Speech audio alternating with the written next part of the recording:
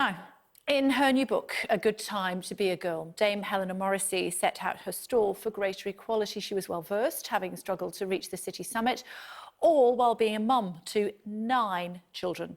So, on the 100th anniversary of women's suffrage, what does she make of the Me Too campaign, the BBC pay row, and the female fight still to be waged?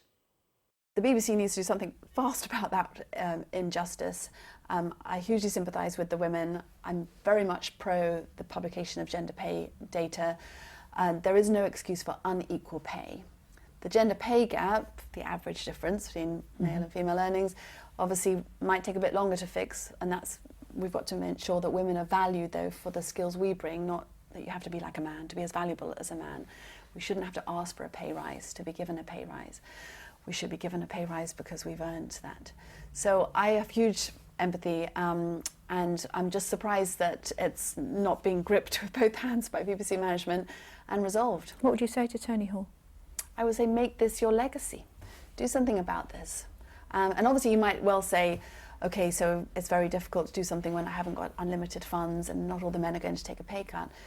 But the publication of the PwC report that showed there was no real framework for analysing pay and assessing pay, you know, this is not something that you could then spend years correcting. Just make this your legacy, I'd say. I've spoken to a couple of lawyers who are representing women, and they say it can get very unpleasant. Yes, and I completely understand why people might feel reticent, particularly if it's going to they'll feel initially that now they've got to go through quite stressful negotiations and a case. I think now there's such big spotlight on the issue. Not only will women will be heard if they speak up, but most companies, so? I do.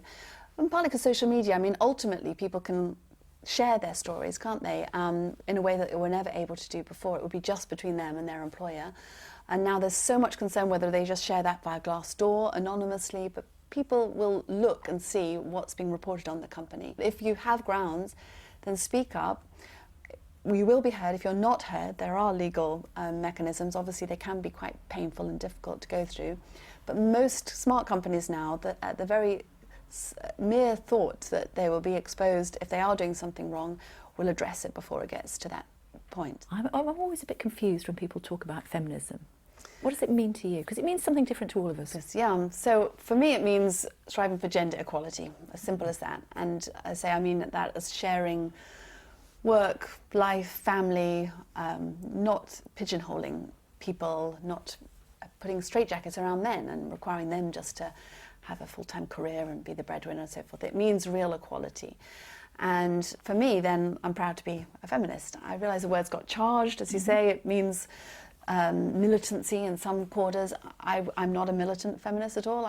When I was writing the book, I was looking through some of the things that happened when I was a child, and certainly I recall the conversations about women's rights and women's lib when I was a little girl. And then there seemed to be, I was very conscious of perception. You couldn't be either, you had to be either a feminist or feminine. You couldn't be both.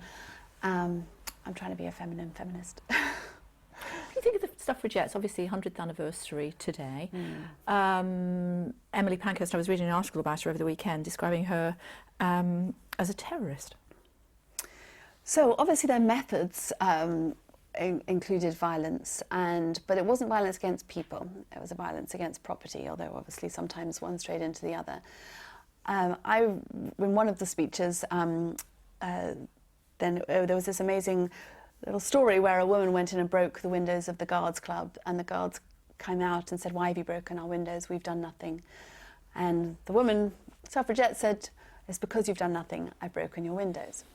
And they did it to get attention, and ultimately it was successful.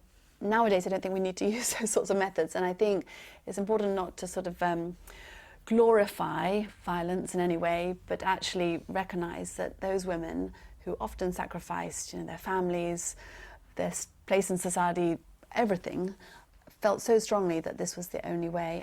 Do you think where we are now is cyclical, and we are at a high point as women, and we will find ourselves in a position where we go back round full circle and not find ourselves where we are again for another 30 or 40 years? It is a great time to be a girl, as you say, but potentially have we pushed it too far with things like the Me Too campaign? I do think we're at one of those critical junctures. So I think to make further progress, we need to work with men and recognise that very many men have no idea about being or no desire to be a predator, or never would have been, and are shocked as well. We need to have male allies. I just don't want us to go back into the gender war mentality. Mm-hmm. If we go back into the gender war mentality, we will set ourselves back, and it won't be, if you're interested in progress, I mean, I understand the point about making your point, and I'm saying we should speak up, but if you're interested in making progress, we have to work with men, and we have to work towards this idea, and helped by young people. I mean, I think that's the other thing, to make sure we don't, senior women and senior men don't just stick to the resolution of issues that have built up over many years since we've been working, but think about what the young people both are seeing from our example, but then how they want to work, the ways of working, and listen to them and bring them into the conversation. Do you ever wish you'd been a man? No, actually, I've never thought of that. I mean, I suppose when I was in the middle of childbirth, it might have occurred to me once or twice. I enjoy being a girl. I enjoy I felt in the city, although I'm claiming, that there was no plain sailing at all, especially in the early years, then later on, it was quite helpful standing out. There would be a sea of men in same pinstripe suits, and me in my dress, and I did get noticed. I did get asked to do things. I did offer to do things, and good career opportunities. And I think we need to remember that as well. Sometimes there's a benefit, even when there may be some other impediments around us. I do believe it's a good time to be a girl. Final thought on that. That's the name of the book, of course. Some women don't like being called a girl. What would you say to them?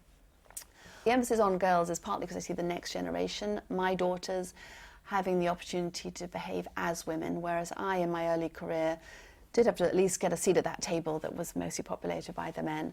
And I think that's my emphasis, is, looking forward, I think we can make a much better situation than just extrapolating the past by thinking more boldly about this gender equality point.